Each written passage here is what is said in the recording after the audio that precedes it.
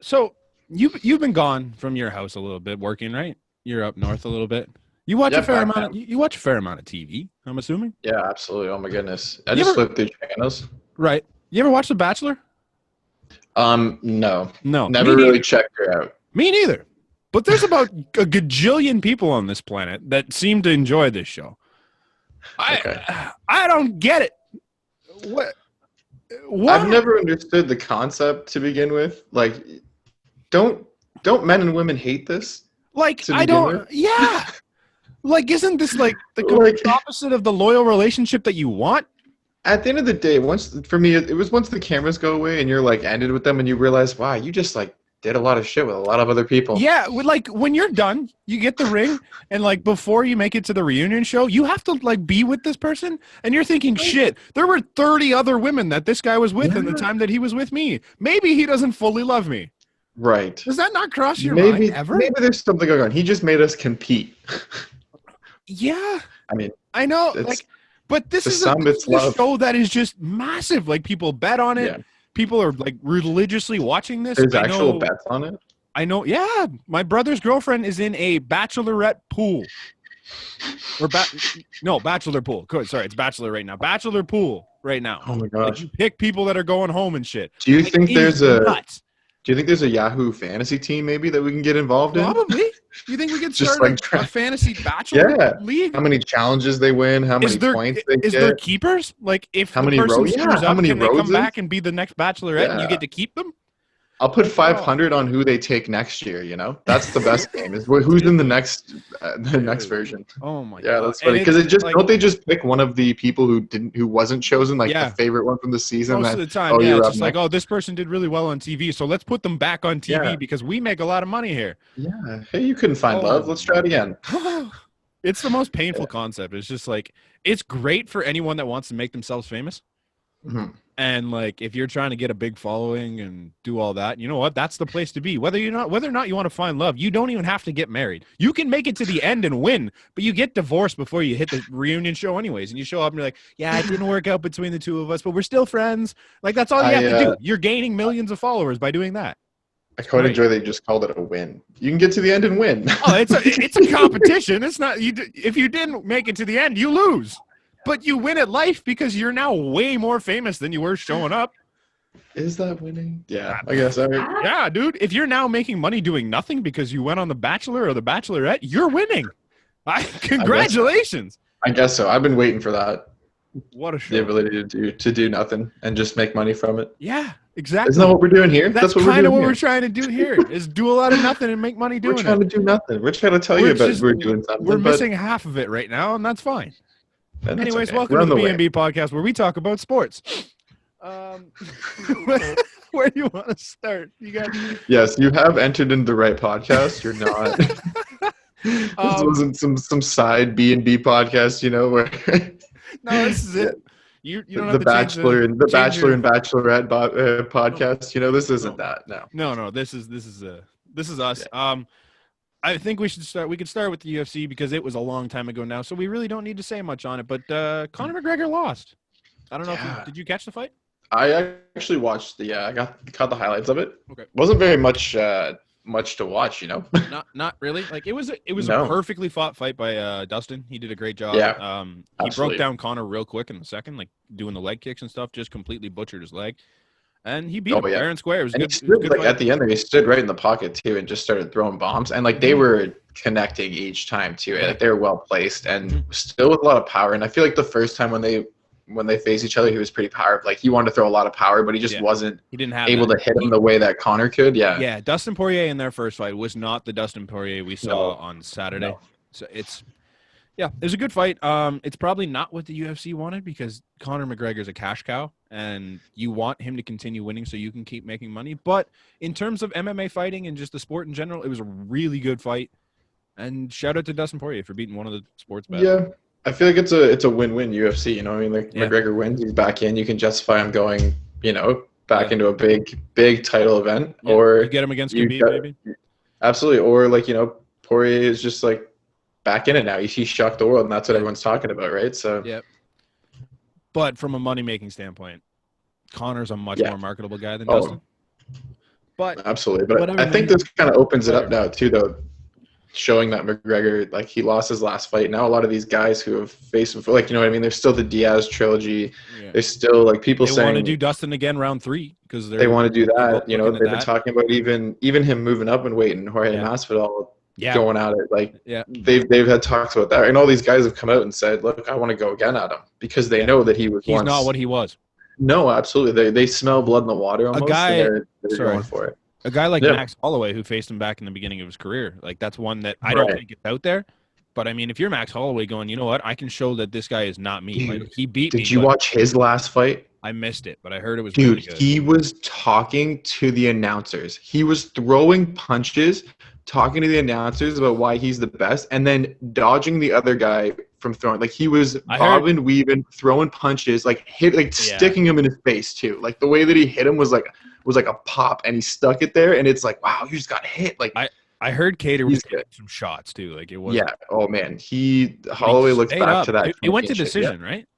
I believe so, yeah. Good for him. But I remember that it was like the 4th round, and I don't know if he could hear the announcers, because it's like it's super quiet in there, Oh, right? there's So nobody there. I think he could almost hear the announcers, and that's why he started talking back and just kept throwing punches and like dodging. Like, oh man, it was ridiculous. The one storyline, you kind of bring it up there, that kind of just got swept under the rug a little bit. There was a shit ton of people at that McGregor fight. Mm. Like, it almost looked like you're at 50% capacity at least, and it looked a lot like busier than that at times. I'm like, Because isn't it? It's Fight Island, is it? It's in Abu Dhabi, and I'm like, you know what? Maybe that's what it was. But I looked up Abu Dhabi's COVID numbers. It's not good. They're not. Maybe they obviously don't have the same, but there's a reason why he goes there, right? That's probably the most, the place they're going to make the most revenue. So I'm assuming that's why, because I don't think they've had fans up until that point. But then they were a shit ton of fans there. Like, a lot of them seemed quiet. They're looking at 4,000 new cases today, and like, they are on the up. Like, last week was today's the 28th. Last week was the 21st. On the 21st, they had 3,500. So like, they're going up, and I'm like, that's strange. I mean, it doesn't matter to me. I'm not anywhere near there. That's fine. UFC is making It money. seems weird as the UFC that you're trying to protect your fighters and you're letting that many people in. I mean, I think like a lot of sports are letting fans in, though. You're seeing it even in some hockey games and in football games. I know the Super Bowl they're going to have. Packed. Yep, Super Bowl they're going to have fans there too. Yep. Like, it's getting to a point where people are really. They just don't really seem to care. No, they're really pushing that envelope. They're having some guidelines, but at the end of the day, they know the almighty dollar rules. So. Yep. It's wild. Their curve is wild right now. Yeah. They were at 1,000 on December 28th. Oh, wow. And they're now up to 4,000. That'd be tough in a day. I couldn't imagine that here. You wouldn't be allowed outside. I mean, we kind of did it, but like, we came close, but like, at least we shut it back down. Mm-hmm. It's weird. Yeah. They did not. That was the UFC 257. It's been a while, so it's really not anything big anymore. No. The shock is kind of the other thing that was kind of a while ago now was the Blue Jackets and Jets completed quite the trade. It was Patrick Laine and Jack Roslovic for Dubois on a 4th. I think was it a 4th or a 3rd? Okay. I don't remember the exact details, but I know it was Roslovic and Laine going for Dubois for sure. Yeah. Who do you think won this trade? Is it weird to say no one? That's what I'm thinking too. That's why I asked, because I don't know. I understand Winnipeg's mindset in they get rid of Line A, and you're getting a good center depth now, right? Like for a playoff run, but it was disgruntled star for disgruntled star. Yeah, and that to me, like, especially both so young, and like just entering the first year of their bridge deals, like.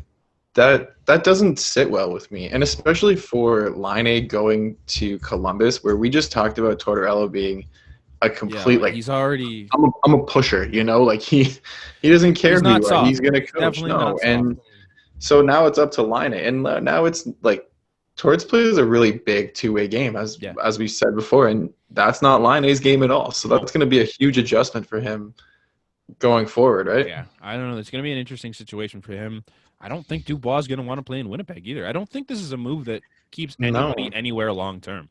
Like, I don't. Like, I think if Pierre-Luc Dubois is going to Montreal, he's probably locked up there until he dies at that point, because he wants to. Yeah, they want him. But this is kind of just like you're digging around and hoping you strike gold somewhere, and And it was kind of, but as you said, like it's disgruntled star. But like, can we really say star though? Like when we throw that No, star, he's not like, quite at that. We'll call him disgruntled A-level player because he's right, good. yeah, He's one of the yeah, better absolutely. They two-way bring forwards in the something, game. but we've also now seen them not do anything. We've also seen it where they just decide we're giving up. We're not going to produce. Line didn't. All due respect to Line, he wanted out since last year, and he put on some of the best hockey he's played in his career. He went a better. Okay, so he went a better, but Dubois didn't. But Dubois gave up. I watched that shift. I hate the attitude he had about it. I don't know if you actually caught the shift that he got benched after. It was bad. He was lazy, like to everything. Standing still, like he wasn't even taking strides, just coasting. Nope. And as soon as somebody came and like pressured him, he just gave up. It's like he gave him the puck. The two guys in the corner where he literally just stood up and went, "Yeah, it's yours." No, he knew he was done. He gave up in that moment, and they gave up on him. And why would you want to go do that, right? If you're John Tortorella and you're trying to win a season that's harder to win in because every team now, at least like in your division, like teams are gaining points every night. Yeah. You can't afford to slip up now because it's like teams above you are going to win. Yeah, like it's every hard. Game's a 4-point game, right? Because the team you're playing is right behind you, or right in front of you. Like it's right. You need to beat these teams every single night. It's such a magnified season. It's crazy. I think I'm happier if I'm Columbus because A, they got Roslovic with him in the deal, so at least there's a piece that could stay because he is a Columbus boy, and B, if neither of them want to play there, at least that Patrick Laine is going to give it his all, even if he's not happy, because he's shown that he's done that. If Pierre-Luc Dubois decides that he doesn't want to play in Winnipeg either, which strong possibility given the city itself, you'd have no idea whether or not that guy's going to show up and play for you. Isn't Columbus Blue Jackets their owner? Is he not from Finland? Their GM is Finnish, yeah. Finnish, and okay. That too, so there's that connection there. That connects with Laine there, right? That's what I mean. Like I guess in a way they would have come out the better of the two, but I still think it's not really. I think it's a wash. Move that I watched. Yeah, it's not really a move where I walked away having a better way, or full. Yeah, but if I have to give the edge to someone, I think I probably give it to Columbus. Yeah, absolutely. It was a smart move. It was you're trading for somebody who absolutely, like you said before, if he doesn't want to play there, he's still gonna put an effort out on the ice, though. Yeah, exactly. So yeah, that started off our week. Our week kind of continued, and I just got more and more angry at certain people because we played a Tkachuk again.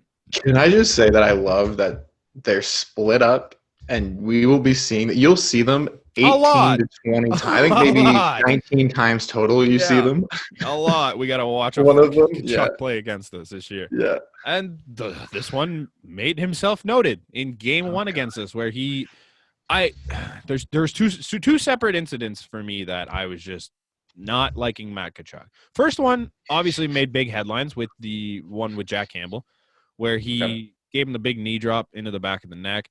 And you know what? That one, if this is any other player, I'm going, it could have been an accident because he was getting pushed a little bit. But it's Matt Tkachuk.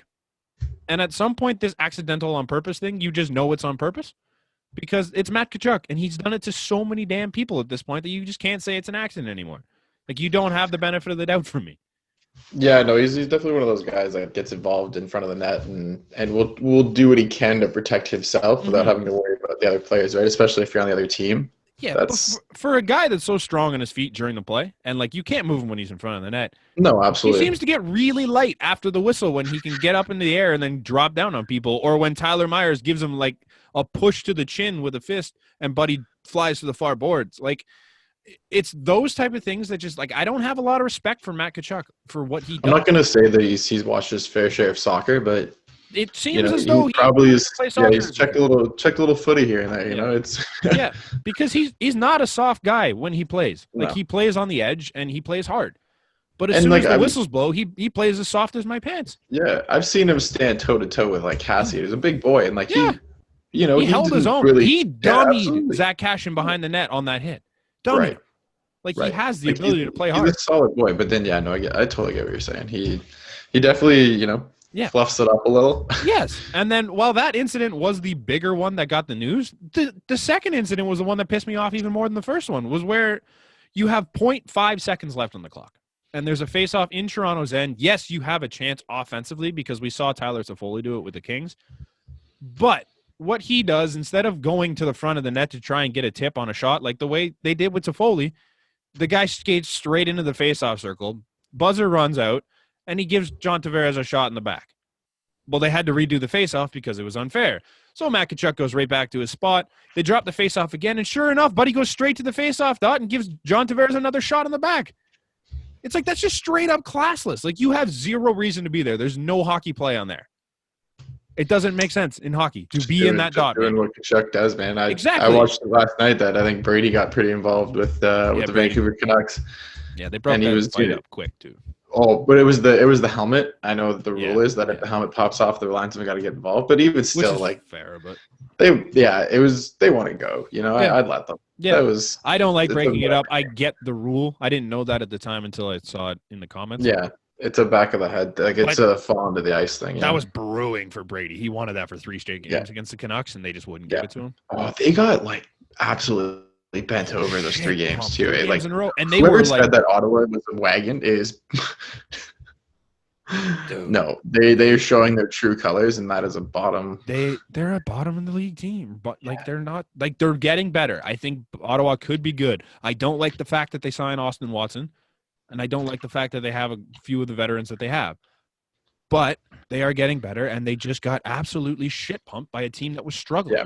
But you need those veterans there to teach young players about NHL, and you need to hit the salary floor, right? Like the cap floor. So, just real quick. Actually, we'll get back to Matt in a sec. I get why they signed their veterans, but given Austin Watson's past, I don't know if that's a guy you want in your dressing room. No. You're trying to rebuild the culture too, man. Yeah. Let's not forget this Ottawa team had a Matt Hoffman and Eric Carlson. Mike Hoffman, yeah. Mike Hoffman, not Matt. Matt's the BMX player? BMX, right.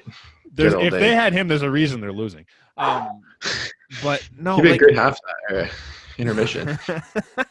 He rips around on the ice on the bike. Yeah. All right. Sports. But, Mike Hoffman. Yeah, like you're trying to rebuild and change like a dressing room, right? And you're trying to get a better culture going, and like they tried to get rid of it with Mike Hoffman, and then they bring in a guy like Austin Watson. We don't need to talk about what he's done. You can look it up yourself, but he's not a good human being, and like I don't know how you would have respect for this man as another man. Like I don't really. Yeah, I don't know if it's just maybe like I said, like a player, you know, like just to fill it. I don't know how long he got signed for, but it was just. I think it's just a 1-year deal. But yeah, like they have a lot of those, right? Because they could try to less sense to me because players. You're telling me that Austin Watson is the 1-year deal you had to bring in. Like there's so many guys like Anthony Duclair you could have brought back, but instead you brought in Austin Watson. You could have brought in. He wanted some money though, didn't he? Like he was also his own agent. Let's not forget that. That's incredibly difficult to deal with. Yeah, when you decide, but he didn't end up getting anything. I don't even know where he went. He went to Florida. Right, that's right. He didn't get anything. I think he went on like a 1-year deal, no, or something. He's only on a 1-year deal, if I'm not mistaken. It wasn't anything. No, but it wasn't anything big. It wasn't anything above and beyond. No, and this is a guy that you gave him a chance in Ottawa, and he wanted to be there. Like, I don't understand why you go away from your culture with a guy like that when you have a player in the process. 17, yeah, you got 1.7 mil. Yeah, 1.7 mil. Like, I don't know. Yeah, weird. Anyways, back on Matt because we're not done. No. No. Game 2 of that series, Matt comes back around, and Toronto wins. Matt wasn't. I think he was like awaiting some retribution, so he kind of just played like it the entire game. He was kind of a non-factor in the game. No, he was too focused elsewhere. Nothing happened all game. Nobody went after him, and I think that could have. Like, I understand protecting your team, but I kind of think it was the play. Because you didn't take any penalties, you didn't have to lose anybody, and Matt Tkachuk played like shit because he thought something was coming all night. Yeah, and that's not really, like, to be fair, when I go down that roster, there's not really a guy that's going to run after you. You know what I mean? Like, Wayne Simmons can do it, but I don't want Wayne Simmons in the box. Dude, you don't want that. He's got, what, 3 goals? He's got 3 straight points? Games now. Right. Like, Wayne Simmons is a guy that can beat the hell out of you, and I love when he did it to Sherrod, but he's not a guy I want to go do that just because. No, and that's not his style of game. No, like he'll fight if he has to. Yeah, he'll be the tough guy, but he's not out there looking for retribution like that, especially when it's really unnecessary. You know what I mean? They're going to beat them on the scoreboard. No, exactly. But they get through the whole game, and Jake Muzzin pulls the greatest move of all time.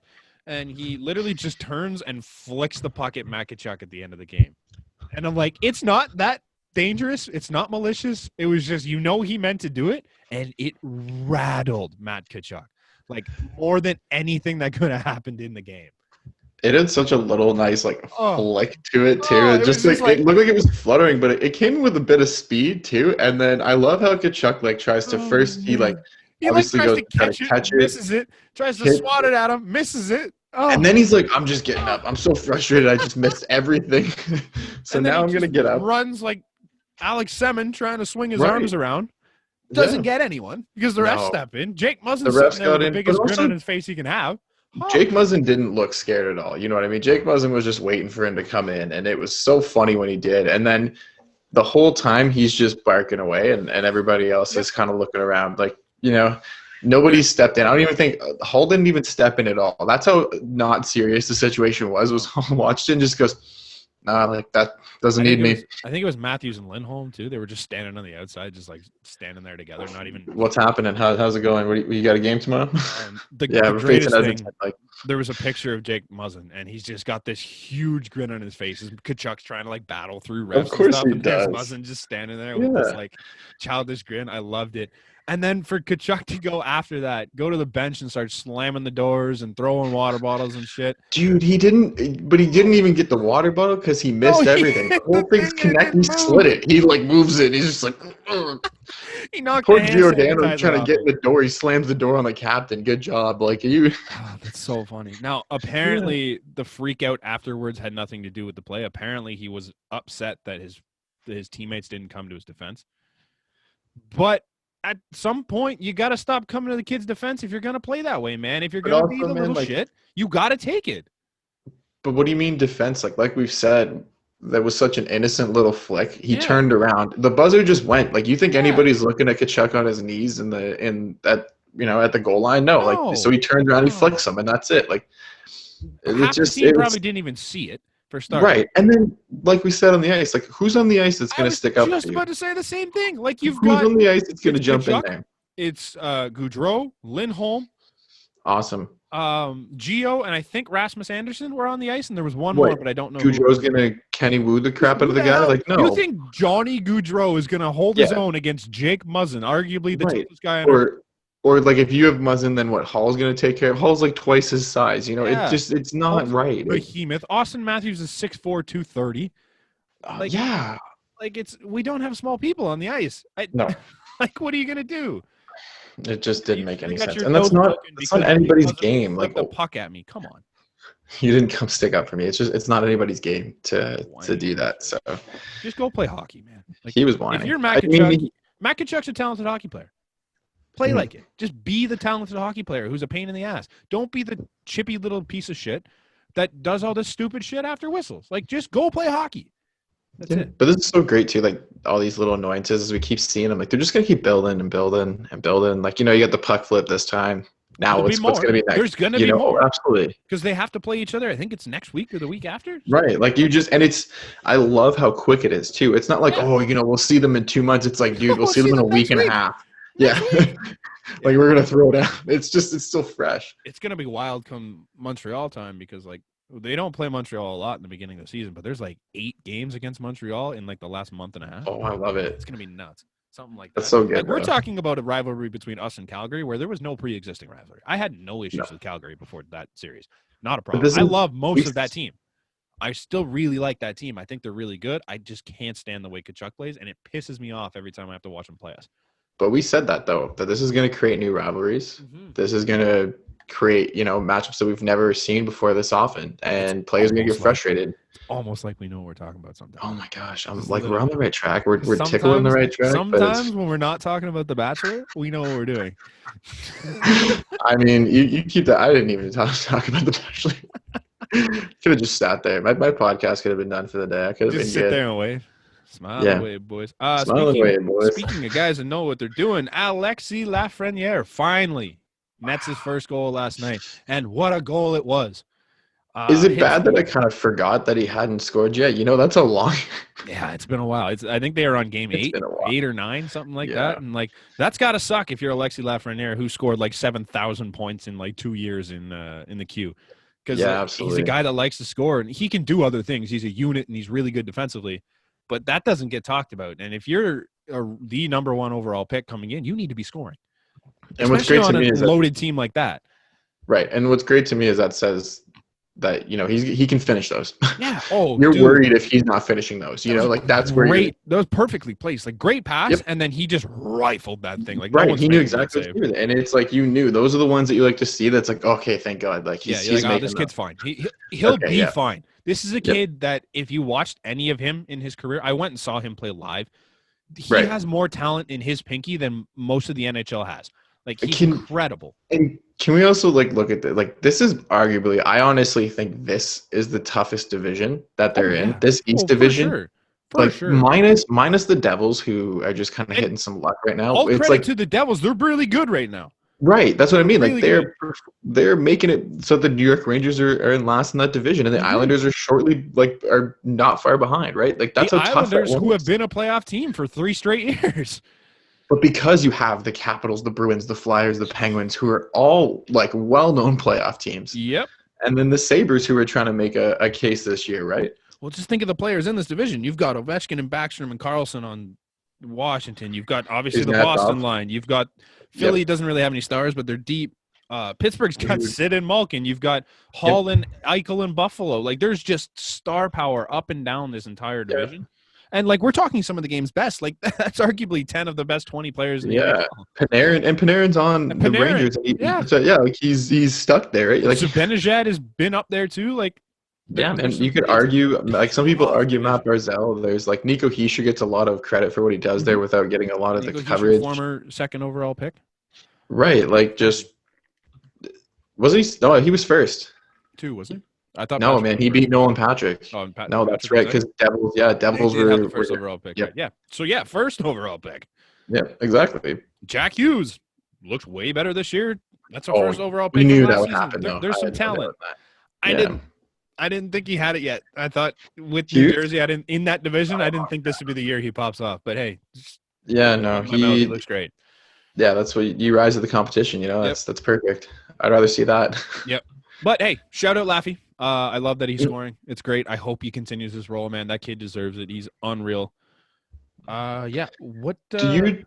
I heard a point though, and I wonder how you feel. Like, do you think that this is the weakest division now that we've actually started, and now that you've seen after, you know, I know it's only 8 games, like we're under 10 for most teams, but like realistically, we're getting close to 10 games in now. Like, do you actually feel that this is now the weakest division, like that Rangers division, top to bottom? No. Our division, the Toronto division. I see what you mean.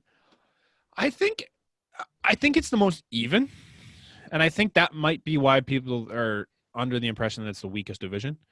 Because like all these teams are the same, and like they're playing each other really hard. But I think a lot of these teams would go out and compete against other teams. Like Winnipeg's near the top of our division because they have Connor Hellebuck, and like he's dominating for them. Montreal looks great all around. I mean, I've talked a lot of shit about Montreal, but they are on a heater right now, and they look great. Carey Price is bad. Carey Price is bad, and they're still winning.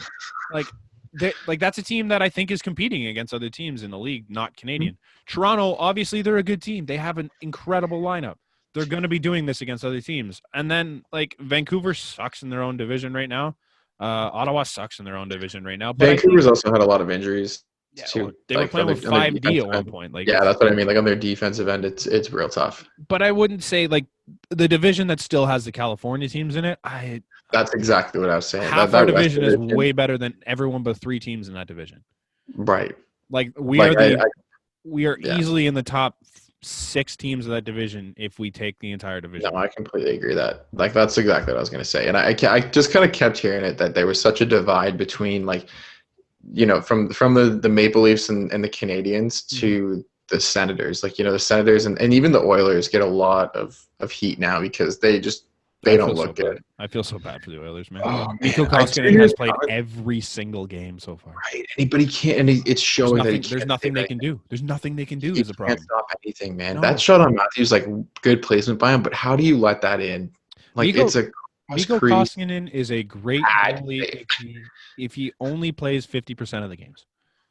because he's not good enough to be a starting goalie in the league. But they had Mike Smith, and that was great. They had two of them. And if you're rolling that Mike Smith, Mikko Koskinen, it's not great, but it's good enough with that offense. Now that they only have Koskinen, good luck. I think that they were so set that they had like Holtby or one of the big goalies. You know, I think they were kind of set that they were going to get one. And that's why they didn't go out and do anything to their goaltending in free agency. Like, if you look around, like there were some potential names there, and like they went west. Like they went to Calgary, they went to Vancouver, and you missed out on it. Like Vancouver didn't even need to technically go out and get something, but they did. Yeah. How do you miss out on that? You know, when you know you need something because you got the best player on the planet. Yep. You're wasting away because he's not able to stop every puck that gets shot that way. No, and their defense is rough. And you need something behind that to stop it, and they just don't have Tyson Barrie doesn't help you on defense. Tyson Barrie helps. I love Tyson Barrie's offense from the back end, but he's not that great defensively, and we knew that. Right. If they didn't know that, there's something wrong. But they think maybe obviously the plan was different because Klefbom was originally set to play and then gone. But you need to adjust for that then, and you need to be a better defender. If your season is murdered by losing one D-man, and like a problem with the makeup of your team. The fall off as well from Tyler Ennis, like that was a gamble they took last year, worked out this year. Not so much. Like I think he got put on waivers. Yeah. Didn't get picked up. Crazy. Yeah. Then they go out and they lose to the Leafs last night in a game that like Toronto had 7 penalties. I know. You got a couple of chances, man. Like this is a power play that consists of 2 of the top 5 players in the NHL. You got to be doing better than 2 for 7. How'd you feel about McDavid's comments too? I didn't hear them. I see you wrote it down, but I have like not. He basically just said like, look, like we're 9 games in. We should have figured it out by now. And it's like it's something. So it's always something. You know, it's we're not getting the power play going. We're not able to make a save. We're not like that's what he said. It's always something. Right. And he just sounded so angry? Very lost. Yeah, just very like I don't want to be here, but I can't say that. Do you think he's regretting his decision to sign? I don't because do you think he would rather have signed the Matthews deal at 6 years as opposed to 7 or 8 or whatever he did? I don't know because I feel like he very much loves it in Edmonton. He very much enjoys. He wants to build the culture. I don't think he cares about how many. Right. But he cares more about the Ovechkin path of like Ovechkin was arguably one of the greatest players for how long before he got. Yeah, but that's the thing is Ovechkin was in the playoffs for 10 straight years before he even. Absolutely, but Edmonton's peaked the playoffs before, even with him. Like he's carried them there, and they should have came in. They should have gone last year. They weren't. They were a playoff team, but the Capitals were a President's Trophy winner. No, I completely understand. And, they built a really good team around him. You're not seeing that with Connor McDavid. They're not even building an average team.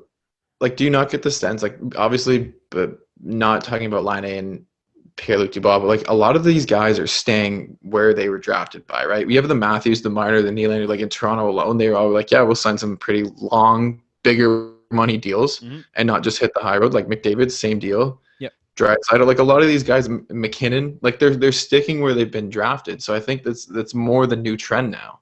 Yeah. Is that they want to stick to where they are, and they're hoping the general manager and the organization can build the team around them. But they're not, is the thing. No, like at this point, if you're McDavid, are you not looking at this going like, man, I did this for you and I'm here for my career. Why are you not helping me? I just think it begs the question of why if I'm a free agent, why am I not going there? Why am I not going to play with that? Because what as a defenseman, man, Tyson Barrie made the best choice. I don't have to play that every night. I get to play with that. Okay. Take no money and show up there? Sure. Oh, I don't get to be Morgan Riley for the year? Okay, awesome. I'll do that. Yeah, I don't. You should be able to attract free agents. Excuse me. But they have a lot of really bad contracts. Yeah, like the fact that they're paying Zach Cashin what they're paying is an absolute joke. Oh, I know. Because he had not a good hockey player. Really good 1 year though. Remember that? Like he signed the 1 year deal, I think, and then that was his only year, and he playing out his ass. Connor McDavid. No shit, he had a good year. I know, but that gets you money, man. $3.2 million. Yeah, that's too much. But they got out. But remember, that's a depth guy. You're paying 3.2. Remember, they got out of the Lucic deal with James Neal. I get that, but James Neal had more promise than Lucic. If you had a choice between the two, right now I might take Lucic. He looks better. Oh, Dude, he looks like fucking bricks on ice. Scored Like against the Leafs. I don't care. Look at him. James Neal's making $5.5 million, $5.75 million, excuse Okay. me, until 23-24. And he currently has, or did they have points in this thing? Yeah. Probably did not play. He has played 4 games because he was hurt at the beginning of the year. He doesn't have a goal. He's got 1 assist, and he's a -1. That's okay. -1. He had Not really a doing much. okay year last year. He scored 19 goals, 12 assists for 31 points, which, you know what? Okay. As your fourth line guy, that's great. Yeah. As a guy making $5 million, not great. Dude, you didn't sign him. You signed the Lucic But deal. you have the I contract. know, but you got a Lucic deal. That was the point. Let's just look up Lucic for fun. Okay. But they have guys like they sign guys there that to build the system. Like Darnell Nurse. Darnell Nurse is terrible. I know. He's terrible. But they're trying to sign him to so much money. But they're just building from within. So Lucic is making 0.25 more than Neal in the same amount of time. But he brings that physical element that Neal doesn't. In 6 games, he's got 2 goals and 1 assist for 3 points. Last year? He has outscored James Neal. Last What year, did he do last 8 year? goals, 12 assists for 20 points. So a little bit less. Almost double the goals. No, Neal got more than double the goals that he did last year. But he plays a completely different role. And like this is a guy that Edmonton has to count on to be a goal scorer, and he's not it. They're paying he's slower. He slows them down. But that's the thing is like McDavid, man, he moves at such an accelerated rate that it's hard to keep up with him. Like he gets in the offensive zone so fast and then looks to pass and everyone else is looking around like, dude, we didn't get there in time. No. I watched him. Did I ever tell you about when he came to the rink in the off season? Maybe. And he was with his dad and they were just messing around. Like this is because obviously he didn't get surgery from the injury. Right. So he's rehabbing it and he's moving. Yep. And holy shit, the way that he would just move up the ice, it was like you didn't have enough time to get the pass and give it to him before he was in. And think about it, he's obviously no equipment, but he's like going half speed. Yeah. But it's like that's how fast he was moving. Yeah. And like I don't know what it is. How does he generate so much power? Like what is it that he's just able science to, of this entire thing. Like I get it why the NHL games modeled it after him because he just has the perfect, like you know what I mean. He's like the Mike Trout, Yeah. like the swing and the perfect look, like that's just it's Connor McDavid. Yeah. Here's the thing with Edmonton is that their forwards I can see as an okay unit in the NHL. Like with obviously McDavid and Leon on 2 separate lines, it's great. Nuge on the wing has been phenomenal. Cashin, I hate him. I don't think he's worth what he's paying, but he puts up points when he has to. James Neal, obviously, he's still a professional guy. Then you have guys like Kyler Yamamoto who's getting it done. Jesse Puljujarvi looks way better this year than when he left. The problem they have is that you're paying your top 1, 3, 4, 5 D-man $2 million or more. So your 5 D-man is getting $2 million. Dude, but if you look at this, though, next year they're rid of Adam Larson's contract. Right. They're rid of Chris Russell's $4 million that drops to 1.25. Like, and then Tyson Barrie, if you want to sign them. Yeah. Like that's huge money off the table right there. But then they lose Slater Cuckoo, who's actually played a role on this team this year. And now you're looking at like he's going to sign back for more than $850,000. Oh, right, absolutely. But they got him at like you're right. You're right. They get Adam Larson's contract off the books. But they also lose Adam Larson, who is their top 2 D-man right now, which is an issue because Adam Larson's not good. No, but it gives you the opportunity to go out there now and to maybe do something else. And on like for me too, if I'm Edmonton and you're kind of looking at defense and you're already in a cap buying type of deal, I would love to just go talk to the Sharks. I know they're shit contracts. I know they're horrible contracts. Don't get me wrong. Yeah. But you need to give McDavid some reason to think that. I don't know. I don't even know what you can do if you're this team. I feel tough. I know they get paid stupid money. Like I know, but I think kind of brutal. I don't really. But I think Brent Burns would be the cheaper of the two for me. You know, like would be the less of a gamble. Brent Burns looks okay this year. He's done. That's what I mean. Like you could sell him. Like, and he's $8 million. I know that sucks, but he's not 11.5 the way that Carlson is, and it's not for as many years, right? It'd be 1, 2, 3, 4 years if you trade him next. If you trade for him next year, right? You'd have to pull off a miracle to pull that off, though. Oh, absolutely. You definitely need to create some cap space. But for me, it's just like if we're talking about that, you're trying to build something around McDavid, and you're in this weird middle ground where you're not good enough to win, but you're not bad enough to draft well. No, yeah. Because McDavid makes you too It's not good. where you want to be. Yeah, that's the thing. No. Having McDavid, you cannot pretend to be in that bottom tier anymore. No. He won't let. And having Draisaitl too has proven that, like, you know, he was a top 3 pick, was he not? Was he? I thought he was in the top 3 when he got selected. Testing your knowledge here, man. You're not. I don't think he was. Okay, maybe I was wrong. He was in the 2014 draft. I'll just pull it up because I can't find where he. I thought he was 3rd. I'm gonna go with 3rd. I could be wrong. It was not. He went 4th. Oh, who was the first? Who was 1, 2, 3 then? Oh, I can see by your smile. I think I know. Oh wait, hold on, maybe not. Hold on. Give Oh, it- you were right. I was looking at the rankings. That changed it. He did go 3rd. 1 and 2. Aaron Ekblad. Yeah, I knew. Sam Reinhart. Yeah. Sam Bennett was ranked as the top prospect, and he dropped a 4. I went to school with his sister. Did you? Oh, Yeah, I remember that year because he couldn't do a pull-up. Yep. Yeah, and it was Crazy. a big deal. And Crazy. I was like, dude, what the hell? I was like, he'd been working out all day and he can't do it. I didn't know you had to do pull-ups in hockey, but whatever. Jacob Tannen went in that draft. Hayden Fleury. Yeah, that's right. 8th There was overall. William Nylander to Toronto. Hell yeah. See?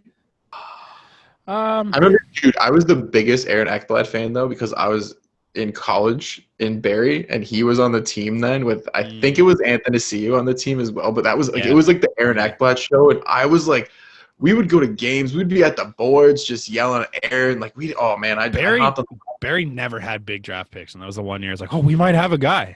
No, yeah, well, dude, like Scheifele played for them, but he wasn't like, you know, Mark Scheifele the way he is now. Yeah, no. But yeah, no, that was the thing, was he was the guy, and I was like, oh man, he just looked like a man already, you know. Yeah. On the other side of that Oilers game, the Leafs look good. They look great. They lost Joe Thornton, and they look just as good without him. It's crazy. Everybody filled in back the way they should, you know. Yeah, they brought Zach Hyman up to that top line, and I don't like it most of the time, but Zach Hyman's filled in great. Like he does a really good job of getting pucks for those boys. And I think this is less about, like, remember how Zach Hyman used to get a lot more points than people would think? Like, I think now they've kind of excluded him out of that equation a little more and have just said, dude, it's you and I. Like, we're clicking. Yeah, he's not the guy that's going to put up 40 goals. He's not going to do all that, but he's going to grind for that line, and he gets on the puck, and it's working really well for Matthews and Marner right now. Marner is putting up, I think if he's not the top, he's at the top of the list in points in the NHL. And last year, remember how every Toronto fan was completely bitching about Marner. Oh, you just got paid. You're not producing. Mm-hmm. He looks so confident. Incredible. It's the best he's been since he signed that contract. Not even close. No, nobody is saying that anymore because he is worth every penny. Like, it was so evident for me. It was so evident on that Thornton play. Yeah. When Thornton scored his first goal. Yeah. The way that puck went up the boards to him, he knocks it down with all of his stick. Leans down and stops it. All of it. Unreal. Gets it back. Takes a peek, and it's like I don't even know. Probably Thornton yelled at him. Whatever. Just knows I got Thornton behind me. Drops it back. Give it to him. Done. Mm-hmm. He is seeing the ice so much better. Yeah. He has that pressure off him now. You know, there's that pressure. Like, not only is there no more fans. Yeah. There's no more Boston. You know. There's no more of these there's no more of these creatures out there just ripping on you. There's no more of these headlines. There's the stupid headlines of, oh, Boston's coming. Doesn't matter what we do because we got to play Boston. Like, no, none of that. It's play hockey this year. And he's done a great job. And I was one of the biggest detractors of that contract, and I hated it, and I hated every part of it. But man, he's earning it. He's earned every penny of it. I love it. He's taking advantage of a lot of the things this season, and that's what you want to see, man. Because when you look back on this Stanley Cup, there's no asterisks for me. It was a season. No. You ran it. Everyone did the same thing. Everyone had to do the same thing. You won the Stanley Cup. Doesn't matter. So it doesn't matter if you're going to breeze your way to the top four. You still got to win. You still got to win 4 rounds in the playoffs. You still got to win 4 rounds, and all these teams are NHL teams. Yeah, doesn't matter. That doesn't change. Mitch Marner is one of those kids too. I loved Mitch Marner when he was making that first contract. Loved him because he could do no wrong. He was so good and he did all that. But like once he demanded that money, it kind of put him in another bracket, and he wasn't at that yet. And especially when they brought in Tavares first, and it was like it clicked, and it was every Leaf fan like rejoiced because like how many times have they brought in a guy and it was like, oh, this is gonna work out. We're gonna have these two go together. David you know Carson. what I mean? Right. How many times have we heard this? Like, this is gonna. Don't worry, guys. This is panning out. Oh, we're gonna get Phil Kessel, and he's gonna come on this team, and he's gonna be what we like. And they was panned out. And now though, it's like, hey, we're gonna get John Tavares. JT comes in and scores the most goals he's ever scored. Right. And why is that? Because Mitch Marner is just beautiful vision. Has probably like some of the most elite vision in the game. Yeah. For being like 5'0". He can't see over their shoulder pads, and yet he still sees everything. Yeah. And then he kind of went away from it for a minute there because he wanted to prove that he was worth that money. And now he's not. He's like, fuck it, I'm going to be me. And him being him is worth that money now. It's crazy. And now he's doing it with the better player. Yeah. Him and Matthews, which is exactly what you wanted. I don't like that line, personally. I still think he should be with JT, but it's working right now, so I'm not going to. To me, I like it because if I look at who can drive the line more out of him or Nylander, I like the way Nylander approaches the zone compared to JT's game. True. You know what I mean?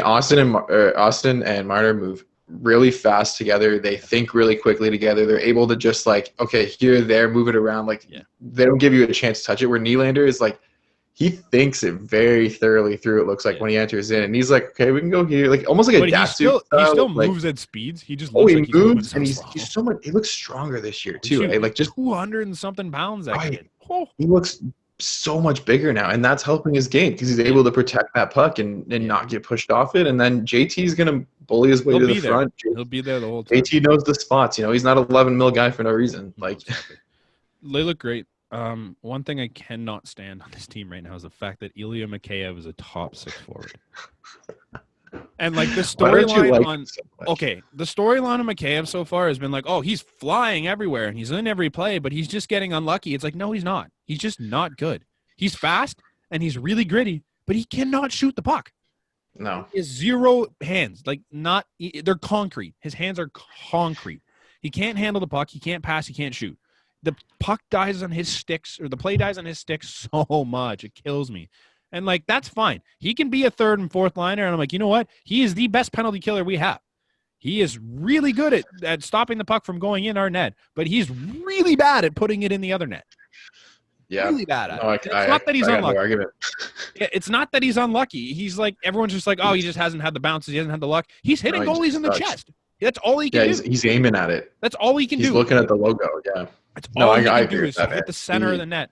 And he's shown it time and time again. It's like since he came back from injury, he has not put it in any of these corners. It's constant. But unfortunately, though, I feel like they're kind of trying to hide it because you want line depth. You want scoring ability from your 3 to 4. And he's easier to hide in that top 6 where, you know, like we've said, they're way better without him. Right, and like we've said, the 4 guys mentioned before, like the stars of this team, can take it and play a 2-man game, right? They can play the keep away, they can play the it's us, and then have a guy like a Hyman or Mikheyev just run to the net, get the gritty goals, don't slow the play down. You're not involved in the zone entry. You're not involved in the breakout. Like you're skating. Yeah, I mean, at least you're doing he's got pulling me, man. He is at least Hyman can put the puck in the net. At least Hyman knows how to hit. Like Hyman can hit corners a little bit. Yeah, and he can make goalies miss. Mikheyev doesn't have that. I don't care about Hyman being top 6. That NHL glitch where it just goes like right through the goalie, and you're like, "What the?" That's the only thing he can do at this point. It's like you hope it hits like here in the like rib area and just bounces. Yeah, no, he's gonna get the NHL glitch, man. That guy will be lucky to score 3 goals this season. Yeah, lucky. Yeah, it's just I don't know, but like I hate the storyline. Oh, he's just not getting lucky. It's like no, he's just not good.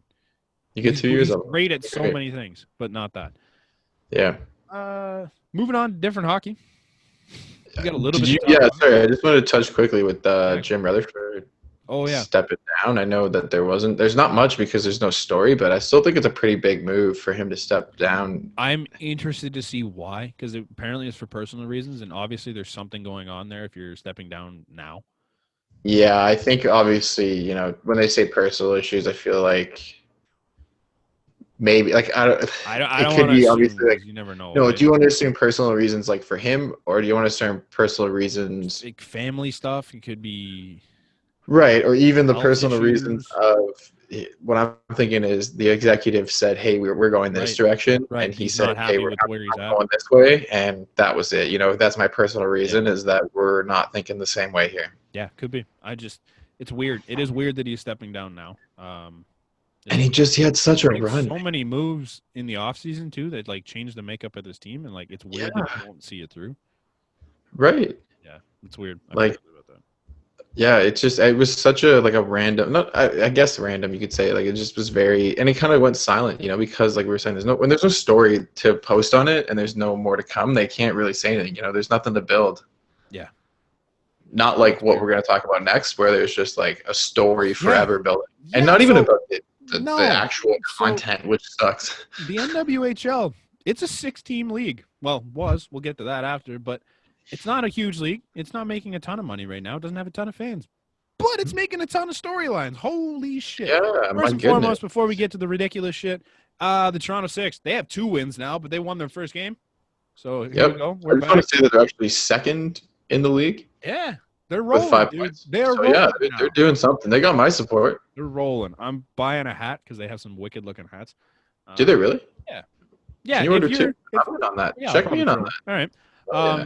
If you're listening, if you want to support women in sports, this is how you start. Is you start watching, those you start hats buying look- shit like that. They're nice. I love those They've got really logos. nice stuff.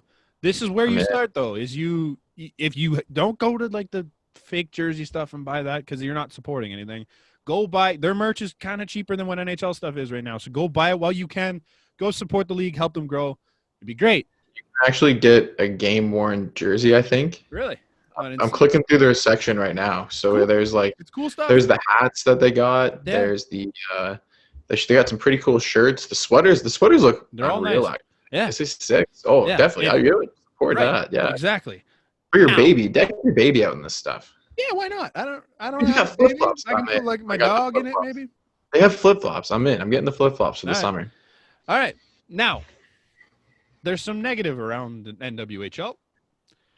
It's a little old, the story now, so we don't have to spend a shit ton of time on it. But Oh no, it's still developing though. it's still, yeah, you know what? That's the thing is it's old, but it's still kind of going and it won't die. Yeah.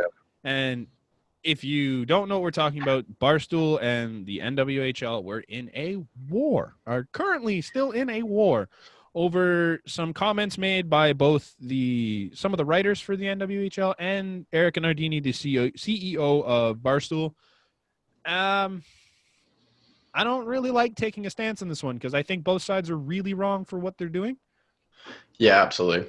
I don't think the NWHL is in a spot where they can start turning down fans already. I just I think get it's really, yeah, it's not the headline that you want leading. You know, like the Toronto Six having their inaugural season, like Yeah, that's what that's you want so to lead cool. the storyline. You know, the Success fact that stories. they're still playing, like that there's a tournament going on, like that's what I want to be talking about. That's what I want to be reading about. I don't want to hear like go on my YouTube and there's Biz making an apology out and like saying, hey, you know, we support. It wasn't so much of an apology as it was. Okay, but he's still saying like we Yeah. support. Like even still, though, it's almost like one of those apology messages. Like you come out and you have to Yeah. explain what just happened. Like Now, you don't want that. You want to see the highlights of it and the actual like, oh hey, you know, next week it's so and so versus so, like that type Yeah. of headlines. Now- you know, you don't want. I get it if you're the NWHL because I understand the feeling of Barstool. And you know what? There's a lot of times where I agree. There's a lot of people at Barstool that fucking suck.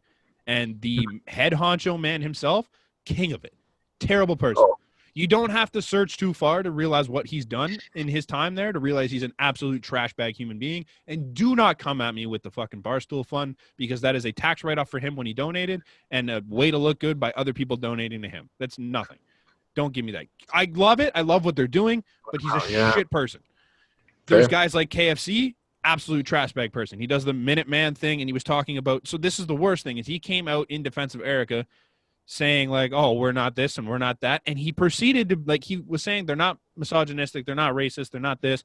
He proceeded to go forward with the most misogynistic piece you could do, and like you're being what you're telling me you're not in that piece, you fucking idiot. Right. Like there's guys like that ruin Barstool.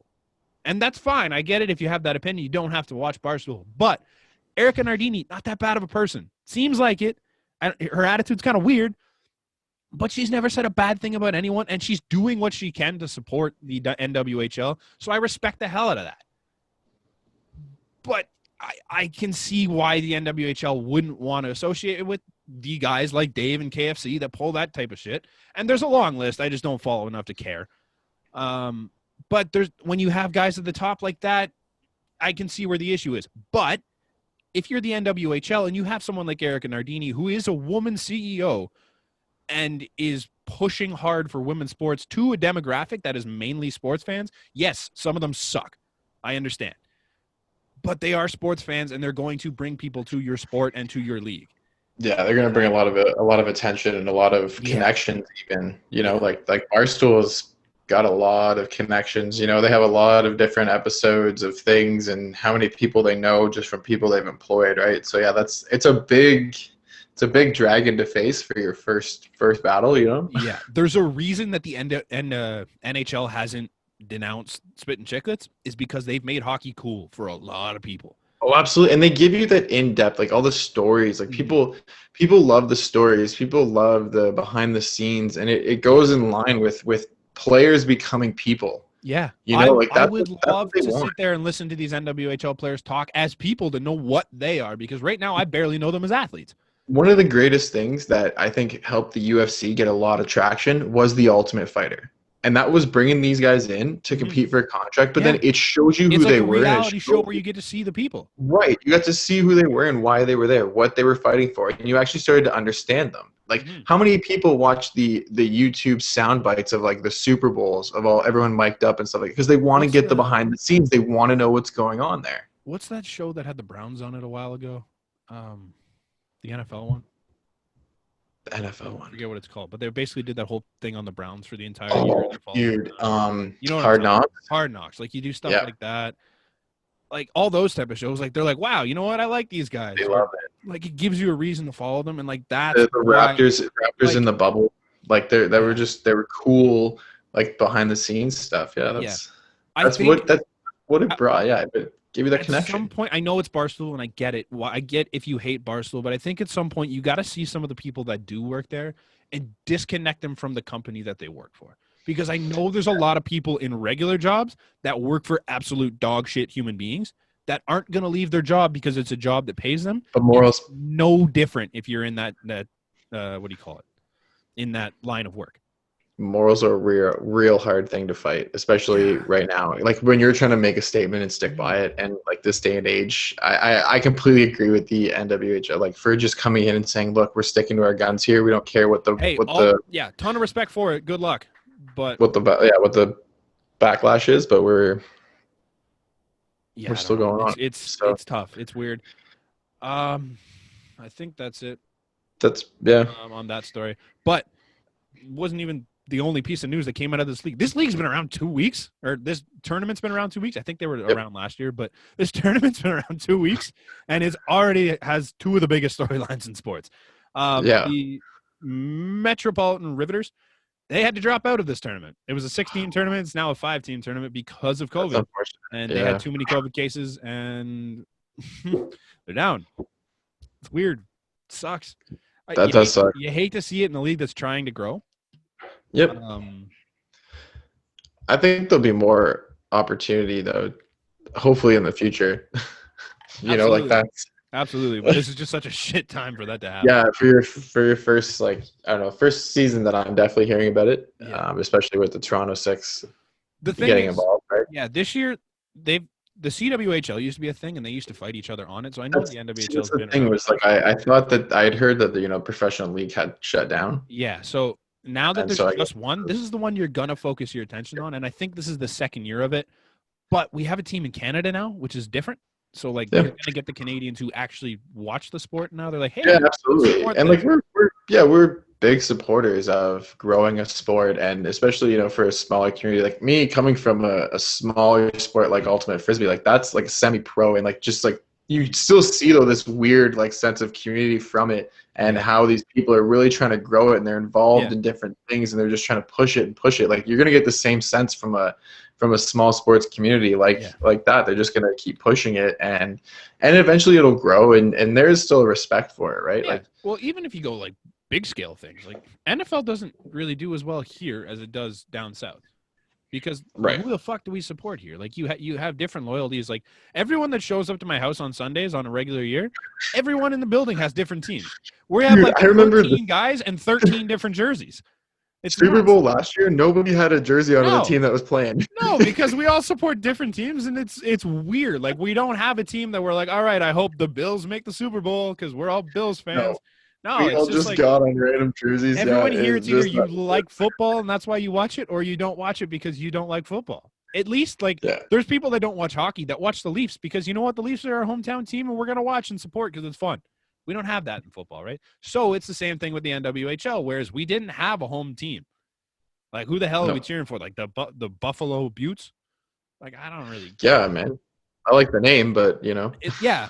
But, I mean, it's way cooler now that we have this Toronto team that's like, you know what? We're now expanding up in Canada. I think you can expand the women's game more now that it's one league and not two, and you get everybody watching the same thing. I think it's cool. They need to find a TV deal. Obviously, Twitch isn't ideal for me.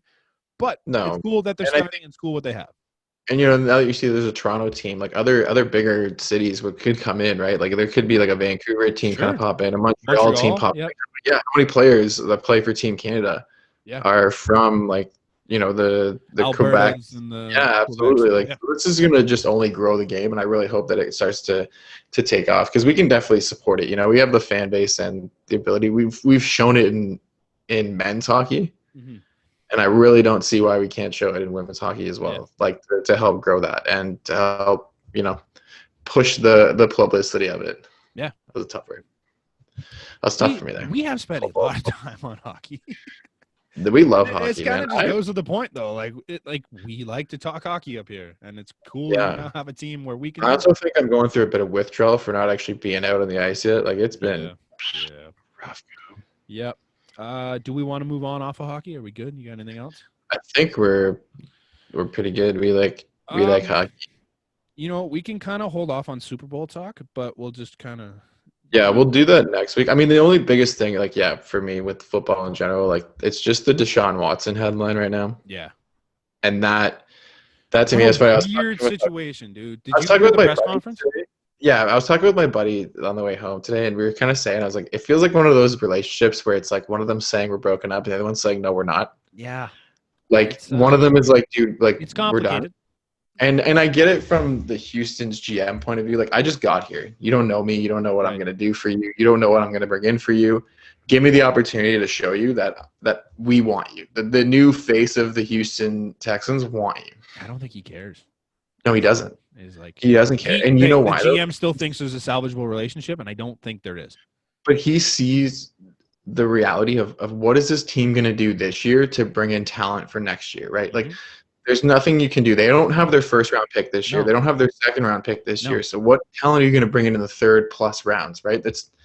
And then you have to look at free agency, and it's like you're kind of cash strapped. Who do you want? You're big players that are getting paid. Yeah, you have a lot of big names. That are getting paid a lot of big dollars, and you know it's tough to bring in that talent right away to make him want to stay. Once you've soured a relationship like that, it is really hard to bring it back. Yeah. Like you're not. It's one of those things that like he doesn't have that long of a career realistically in football. He's not going to get any younger. He's not going to want to be there if he doesn't like it there. And the head coach signing to me doesn't say we're contending. That says we're going to be rebuilding. Yeah. That to me says we are going to be a couple years away. So looking at that, then why not get what you can for Deshaun Watson? Because you're going to get a ton. Yeah. Especially when this year you have more free agent QB options than you're going to have in the next couple of years.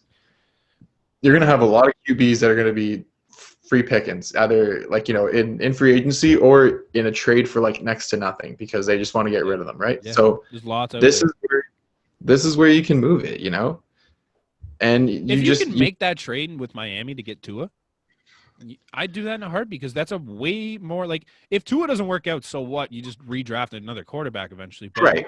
You have a quarterback that you can kind of. But you also then get the third overall pick back, maybe. Like because for me, if you're Houston, you need to get back into the first round. Yeah, this is not. You're not in a. And the only way, no. And what you can do with Deshaun is say, hey, we not only want to get back into this first round, but we're going to take another 2 first-rounders after that. Yeah. And probably a player now because that's what his price tag says he's worth. His price tag says he's worth the farm.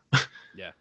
And some team might have to pay that. I think it may have been a business move from their GM going like, you know what? No, we're not trading him. We want him. Because that way you're not like you still have trade value in him. Because before that, it's just like, you know what are they going to do? We're going to fleece them. One thing I because hate they about can't do players. anything. That should be that should be considered tampering. The same way that you should get fined for it. Absolutely. Absolutely. The same way that, saying, oh, I want this player come the offseason for GMs and stuff like that should be considered the same kind of tampering because you're tampering with the system of actually getting a trade for you, actually getting quality back for you. Now, you should be able to demand a trade, but like if you make it a public thing and you go out there and you're talking about how you don't want to play for a team, then I get it. But if you don't want to be somewhere, you can go to the GM and be like, hey, I don't want to be here. Trade me. That's fine. I think it should be a very private matter. Yeah. It should be, I'm not happy and I do want to get moved. And that's it. It should be stay between the two of you. And then when they start making phone calls. And if it comes out after, so what? But like it's 100% tampering. You slap a fine on it, man. You can't just say I want out and then that's it. No. Like how many players now we've seen it, right? This year alone. 3 in this week and a half, man. Like, and it goes across all sports. We've seen it in hockey. We've seen it in basketball. We're now seeing it in football where they're just like, I'm done. I don't want to be here. And that's it. You're getting moved. Yeah. So I mean, Miami, I guess. But does Miami think that they're right there too? I think they could. Their defense is really good. Defense is amazing. Don't get me wrong. But what's your defense weapons? and you bring in a Deshaun Watson, maybe draft a. You're gonna need to bring in some wide receivers. I heard the Jets was one of them because the Jets have the more cap. But I was looking at that as well. But the Jets don't have anybody there. I don't think you need Deshaun Watson if you're the Jets. It doesn't really help you. But he said number 1 is the Jets. Yeah, that's so weird. I want to play there, and then number 2 is Miami. If he had his 1-2. Yeah.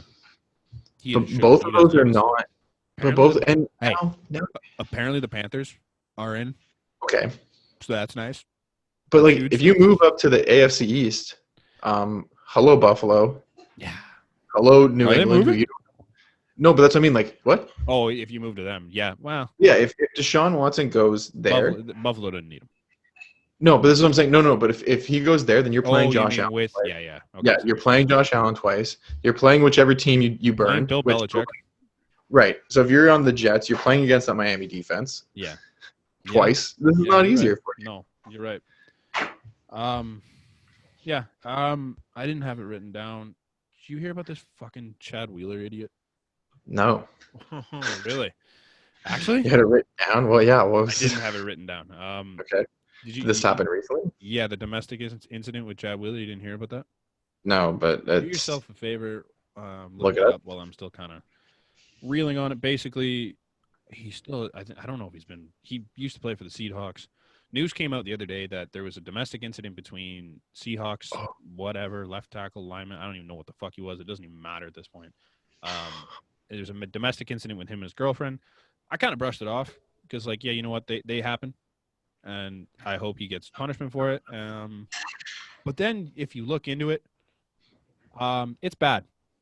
It's really bad. And this is a guy that. Oh, okay. This is a man that should be in prison or an insane asylum at this point because I from what I know, he was off his meds and he had bipolar disorder.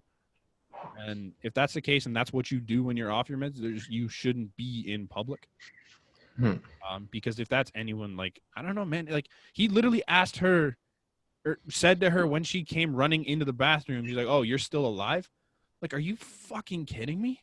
Apparently he told her to bow. To bow. This is all because she didn't bow at him. And then he choked her out or something? Yeah, that's beat the hell out of her. You see the pictures of her? No, I don't think don't even bother. It's awful. It's not good. That's too much. I'm glad they did something about that. Man, this needs to be way more than anything the NFL has to do, though. If he ever plays a game in the NFL again, Roger Goodell's a joke. I don't give a shit what his excuse is, what his mental state was at. If that happens in a game or something, if he snaps off in a game and he kills a dude. It's just there needs to be more punishment for it. The NFL has been very dude, I created, and probably bad on my part, but in Madden 20, I created a team of people who have charges on them For real. There's a ton. It's a goddamn all-star team. I created a team of just players who have been suspended or charged, and it was so easy. It took me like no time. It does not take long. But you know what it made me realize? Like how bad this league is. How bad it is being an athlete. They continue to let these guys play. Like, I love the Browns. I think Kareem Hunt's a fantastic running back. I don't think Kareem Hunt should be playing in this league. I don't think Adrian Peterson should have the same I don't think Adrian Peterson should still be in this league either. The guy beat his kid with a stick. You're going to go ahead and go look at Washington and take something out of their heritage with their name, saying that this is not correct. Yeah. And this is something you want in our game. You want to talk about politically correctness. You know what's not politically correct? Beating a woman. Why is this in your game? It makes no sense. It's brutal. What was the other thing? Oh, but then you have guys like Colin Kaepernick, who could not find a job because he kneeled. Because he's doing exactly what everybody is doing, but he did it in 2 years, 3 years prior. As a face. Yeah, he did it first. That's what it was. He was the meat shield for everybody else to walk behind. Yep. And I don't know.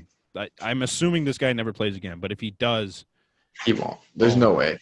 They need to get a hold of this. They need to. I would love to say there's no way. But there's a long list of guys that tell me otherwise, including Ben Roethlisberger, who was just in the playoffs, and Ray Lewis, who's still one of the most highly regarded linebackers. Right, yeah. So, yeah. Yeah, no, I know. They've come to the point where you can't even give them the benefit of the doubt. Like, I have no idea what's going to happen here, but if they fumble this, Roger Goodell needs to go. Hey, man, it wasn't Ben's fault. Just kidding. That's not trash. It's sarcasm. That's completely sarcasm. If you couldn't pick it up. That was incredible. Sorry, no, that was bad. But that's like what it feels like, though. That's like literally what it feels like. Is that some of these cases? People defend them. Like I saw a guy in the comments so Des Bryant tweeted out. It was hilarious, basically saying like if he ever sees this man, he's gonna kick the shit out of him, and bash something over his face, and ask if he's still alive, something like that. Yeah. Jeez, Des. Okay, Des also not a great guy. But the worst thing I've heard was like for some of these athletes, like they get this bubble around them, and it's like, oh, don't ruin their careers. Yeah. So this like, don't ruin their lives. So Des makes that comment, and then there's a guy in the comment being like, "Oh, what? But Ben Roethlisberger takes it every day, but these guys don't." And I'm like, "Shut the fuck up! Ben deserves it. Yes, these other guys deserve it too, but Ben deserves every bit of it. And no, he's not getting hit every day. Who the fuck ever says anything about Ben anymore?" Right. It's all under the rug. You know, it's about him being old and about can he throw, can he move. That's not about anything else. Yeah, it's right. They just shovel it under the rug too much, and it's stupid. It's ridiculous. Yep. Let's move on from football. Anyways, before we move on, actually, the Bucks, Chiefs in the finals. Cool. We'll talk about it next week because we have a week. Yeah, it's only media. We got the Friday before the Sunday, and we're going pretty long right now, so we'll move on. Yep. Oh, are we? Wow. Yeah. Hockey. Baseball. There's a lot on baseball too, so we're not done yet. Oh no, that's right. First and foremost, it was The Bachelor. The Bachelor kicked us off. Bachelor kind of just extended the hell out of us. Okay. We'll sum it up in baseball. We'll be all right. Oh, we got time. We got enough time, but we're going. I don't know where we're at. First thing that happened in the week before any cool news, the Players Union rejected a deal with the MLB for the universal DH and extended playoffs. So what I heard was they comboed it together, that it was just like, if you want universal DH, we also need to do extended playoffs, because apparently if you have a universal DH, it's going to cost more for the league. And in order for it to cost more for the league, they need to have more games so they can make that more or make more money, or cost more for owners. Sorry. That's funny. Isn't like most of them, more of them older play, like they want the DH because they're older guys, but yeah. They don't, like, because of that longer. Right. So, I mean, I get why they introduced it to the league. For me, both of those need to be a thing. The DH, like the universal DH and the extended playoffs. Just give me that. Just like why make it a combo deal, man? Like I love the extended playoffs too. Don't get me wrong, but like it just give us one. Why is it both or none? You know, you're not gonna get. No, I get why the owners they produce that offer. It makes sense. But like I don't get why I get why as the players you don't want to play more games. Sure, but for the game, the universal DH and the extended playoffs is the most logical thing I've ever heard. Because now you don't have pitchers hitting, so you don't have clowns bunting and doing absolutely nothing for the game. Right. In the extended playoffs, you get more baseball and more good baseball and more teams matter. Yeah, I was gonna say, would you not get like more viewership from it? Yes, because there's 4 or 5 other teams that are now gonna make the playoffs, and there's like 10 teams that are in the race come September. Right. That right there does more. Like, I get that. It's I don't just, get it. Like, I get why the players don't want to play. I didn't know they grouped it together.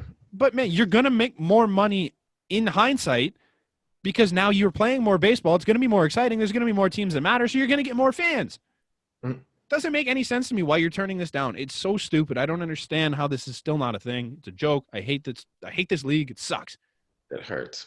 But I like the Blue It hurts Jays. because it's just such an easy, like, get it done. Get it done. Yeah. That's it. Yeah, it's so not hard. It's so easy. But the Blue Jays, they did good things this week. They're doing some things. Like, first they signed Marcus Semien to a 1-year, $18 million deal, which, you know what? That is a can't-miss move. Because So I just want to say our debate's a little over now because third base is good, called for. Yeah.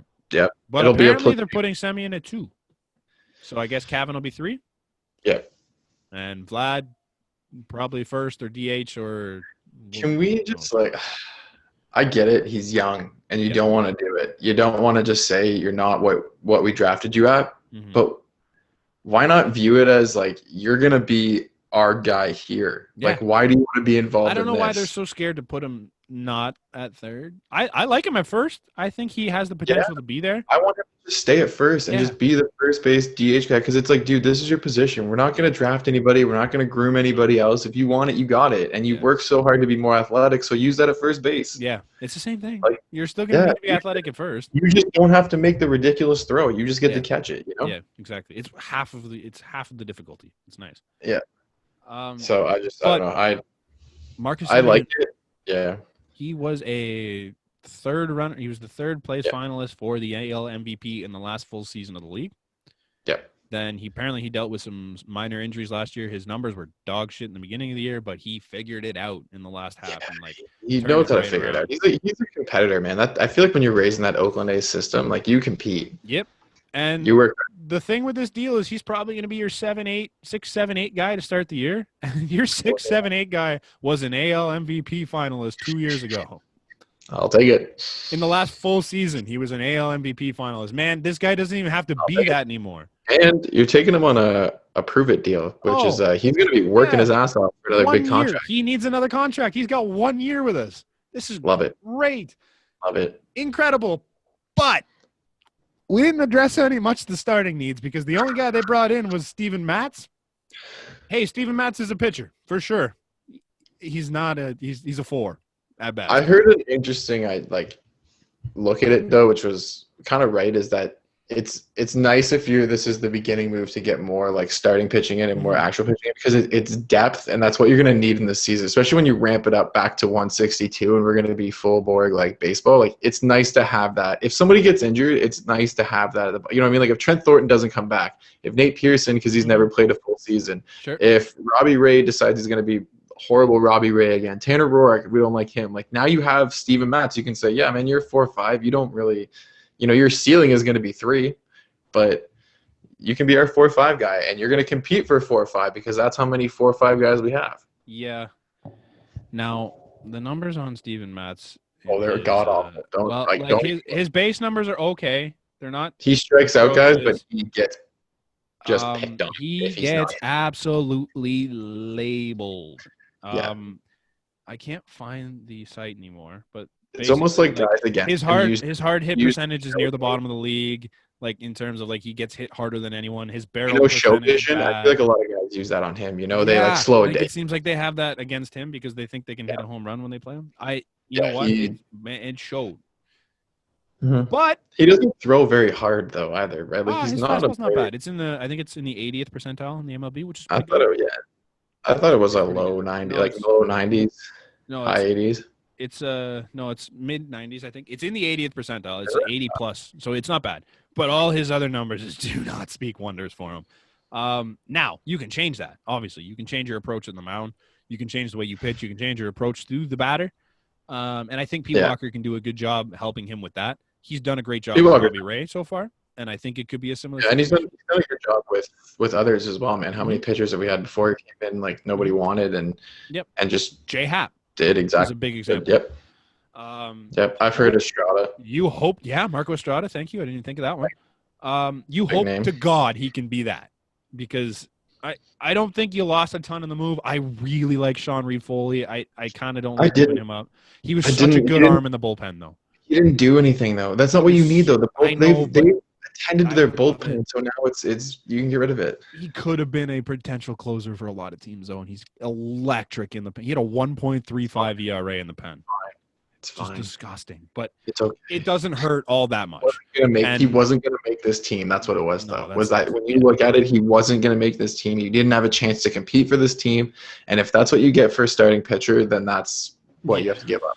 Yep, and like it gives you now you have a roster spot for Semyon and Mats, so now you have the roster spots open.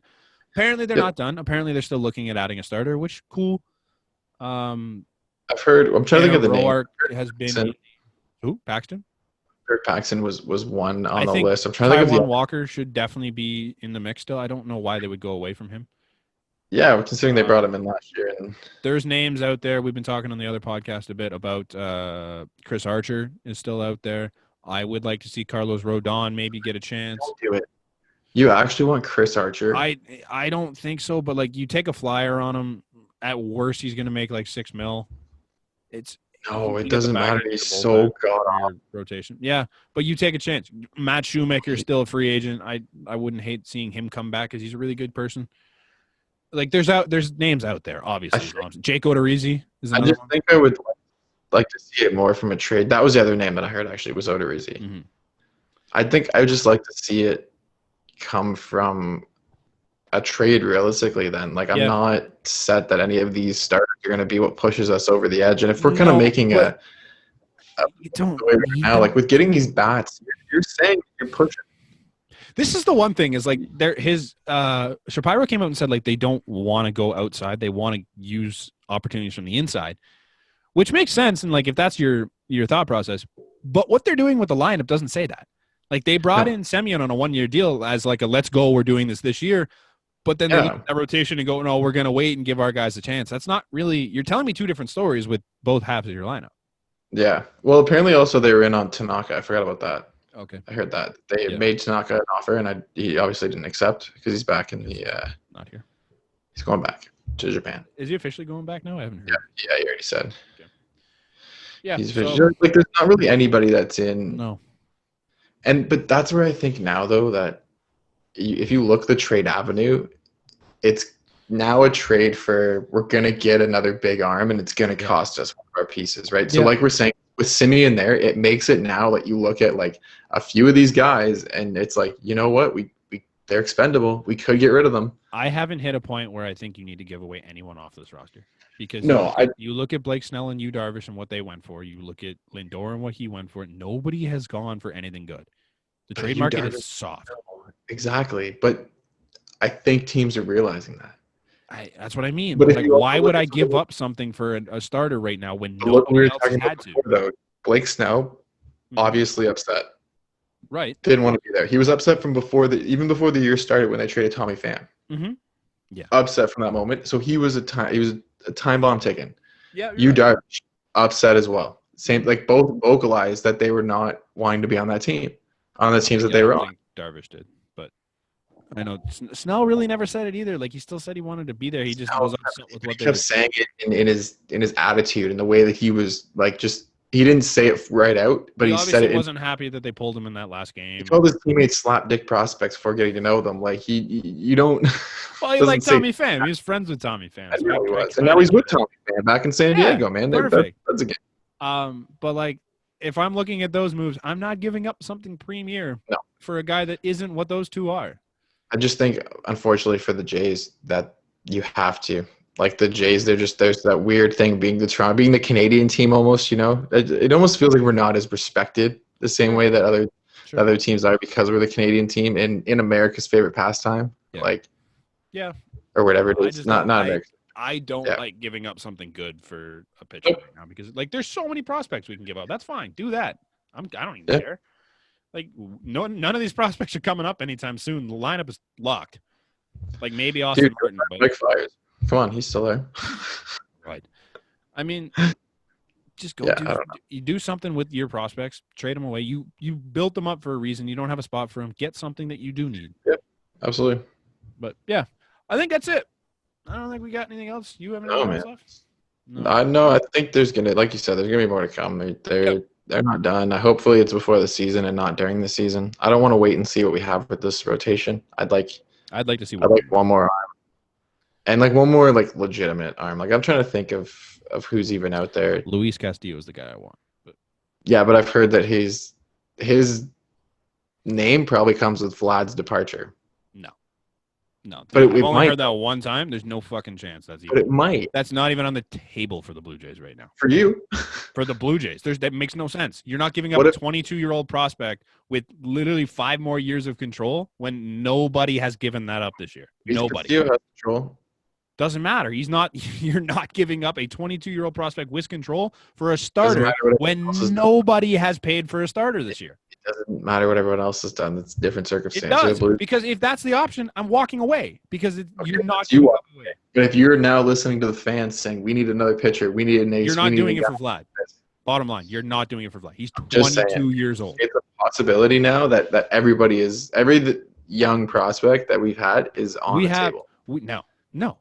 Vlad's untouchable, Bo's untouchable, and Cavan's untouchable. Lourdes can go because they'll move him.